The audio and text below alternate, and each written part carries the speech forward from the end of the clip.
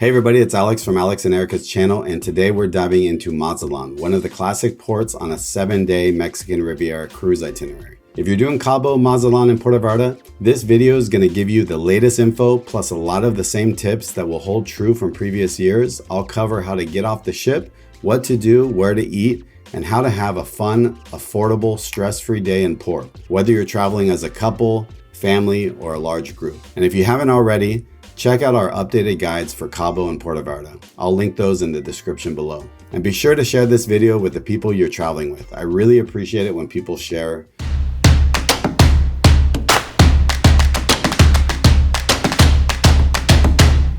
One of my favorite things about Mazatlan is arriving into port. You actually dock right there at the pier, so you can walk right off. If you're up early, definitely head out to the front of the ship as you're sailing in. I usually go to one of the decks above the bridge. It's one of the best vantage points on any cruise ship, especially when you're heading in. You'll see Stone Island off on the right, which is technically not an island. It's a peninsula. Depending on the wind and the traffic, the captain may do a 180-degree turn either in the morning or when you arrive or when you depart later in the day. It's a beautiful view and it's a great scenic entry as you come into port. When you get off the ship, you'll notice this is a large industrial port.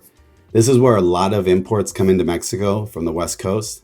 For your safety, they don't let passengers walk through the port area on foot. Instead, you'll board one of the trams. They're like the Disneyland trams. It takes you from the ship to the terminal area, and they move rather quickly. But if there are 2 or 3 ships in port that day, it can slow down a bit. So just be patient.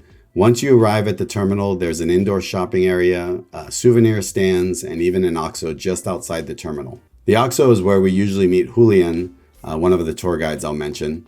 An OXXO is the same as a 7-Eleven in Mexico. And Mazatlan is a great spot for souvenirs. It's usually one of the more inexpensive ports in the Mexican Riviera. Now, one of the best, most budget-friendly things to do in Mazatlan is the Blue Line Walk. Outside the terminal, you'll see a blue line painted on the street. It starts on the street right next to the OXXO. It's a self-guided route that takes you all the way from the cruise terminal to the historic center and the Malecón. You can follow it on foot, and along the way, you'll see local shops, plazas, the cathedral, and plenty of places to grab some food along the way. It's safe, it's free, and it's a great way to explore the city. Mazatlan is also one of the more affordable ports overall, so your money goes a little further. If you're hungry, check out one of the seafood carts or taco stands along the Blue Line. Don't be afraid to give it a shot. A lot of these little hole-in-the-wall spots have great reviews online. Check Google to find a good option with great reviews. The shrimp tacos, the scallops, the ceviche in Mazatlan are really some of the best on the West Coast. Another favorite is heading out to Stone Island. This is a really fun and easy beach day, and it's super affordable. You'll see people selling Stone Island excursions right at the pier, usually $30 to $40 per person, but you don't need to do that. All you need to do is exit the terminal, walk down the street. You'll see a crowd of people heading in that direction, and you'll take a water taxi across. It's like 30 to 40 pesos round trip. Once you get there, walk along the beach and pick your spot. Check out the reviews for some of the local areas. You'll find places that are a little busier are probably going to be your better options. There's plenty of restaurants and bars along the beach area there. And most of them will give you free chairs or umbrellas as long as you're willing to spend a minimum, typically around $20 per person. You can relax, swim, or if you want, do something a little more active like a banana boat, jet ski, or parasailing. We usually just bring our beach towels, order a couple drinks, and then we'll have something to eat, and we'll spend a few hours there. You can spend almost nothing if you choose, or you can splurge a little bit and do something like a jet ski. It's entirely up to you. Now, if you want to see Mazatlan or see a little bit more of Mazatlan beyond the Blue Line or going to Stone Island, there's another great option that we do almost every time. We usually book a private tour with our friend Julián Acosta with the Red Truck Tours. We met him years ago, and he's honestly one of the nicest guys we've met in all of our travels. He drives one of those red trucks that you see all over town. They're called aurigas. They have 2 bench seats in the back, an open air style, and can fit about 8 people comfortably, 10 if you really want to squeeze. These tours are completely customizable. You can visit the cathedral, you can go to the cliff divers, the old town, stop for seafood, grab some drinks, or even end your day at the pool or the beach area. Pricing really depends on the size of your group and how long you want to go, but usually it works out to be pretty reasonable. It's certainly one of the best values you'll find in Mazatlan for a full day of activities. I will put Julian's contact information in the description of this video. Compared to doing an excursion through the cruise line, there's no comparison. This is the way to go. And if you mention this video when you reach out to him, he'll usually throw in a little bonus, like a few drinks. If you don't drink, he'll bring some water, some juices, sodas, whatever you prefer. Just let him know what you want ahead of time. He can also coordinate multiple trucks if you have a larger group, and so that can be a really great day. Another option a lot of people ask about is doing a resort day pass. You'll see through the cruise line options available, but honestly, we found them to be a little bit of a hit and miss. The food and drinks are usually not that great. It's pretty basic, lots of fried food. And for us, especially with Erika being from Mexico, she really wants fresh food, authentic flavors. If you want a nice pool and beach area combo without overpaying, you can ask Julian to take you to an option. There's usually a wide range of hotels that will give you access or give him access. A lot of these tour guides will have access to a hotel with services like a swimming pool or access to the beach. We'll usually head over to Las Flores Hotel. That's where we've been the last few times.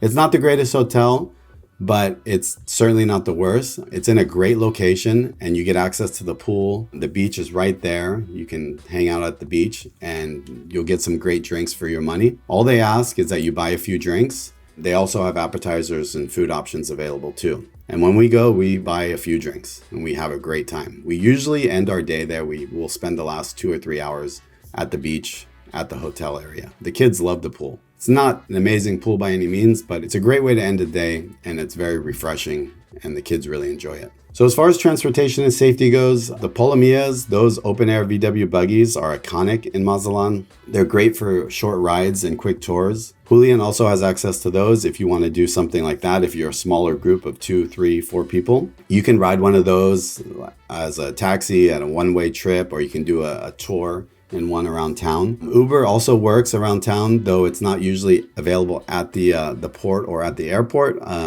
You just have to go outside to the street and then you can order an Uber from there. For safety, just use common sense.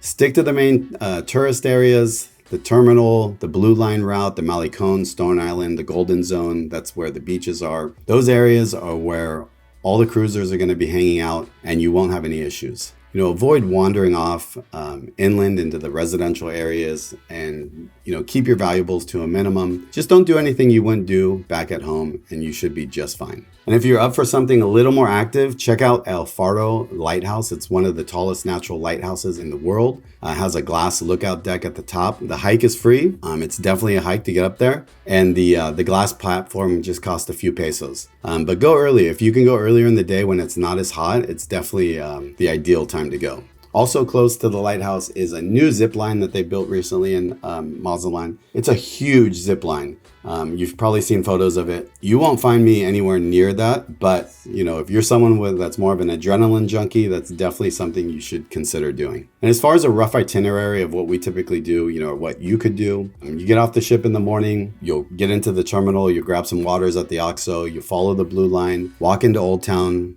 for photos, grab a coffee. 10:30, you can jump into a Pulmonia or a red truck, do a short little city tour, stop at the cliff divers, go to some of the Malecón viewpoints. 11:30, 12, you can do lunch, find a local seafood spot, eat some shrimp tacos. 12:45, 1 o'clock, take a taxi over to the Golden Zone for a few hours, spend some time there at the beach. And then depending on your back on board time, spend the afternoon at the beach enjoying that. That right there doesn't require a lot of money. It's very budget friendly and easy to do. What we typically do is we'll do that, but we'll do a tour with Julian. We accomplish everything we want to do touring around Mazatlan, but we just don't have the hassle.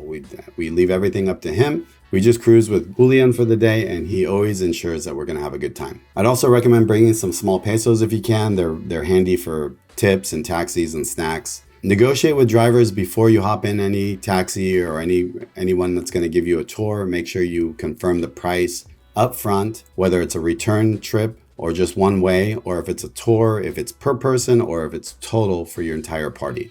Just make sure you have all that worked out in advance. So that's our typical Mazatlan game plan. Whether you want to spend almost nothing or upgrade your day a little bit, there's an option for every budget. If this video helped you, be sure to share it with your Facebook cruise group. Facebook typically always has a specific cruise group for every cruise that sails out. All you have to do to find it is usually just enter in your date and the ship's name, and you'll typically find your cruise group. And that's always a great resource for getting additional information, meeting some people in advance. And also be sure to check out the other guides for Cabo, Puerto Vallarta, and some of the other information we have available for the Mexican Riviera. Also, if you have any questions, comments, or feedback, be sure to post them below in the comments. Thank you again for watching. Be sure to give this a like, a thumbs up, and a subscribe if you haven't already. I'm Alex. Thank you again. Have a great cruise, and we'll see you in the next port. And remember, make it back to the ship on time.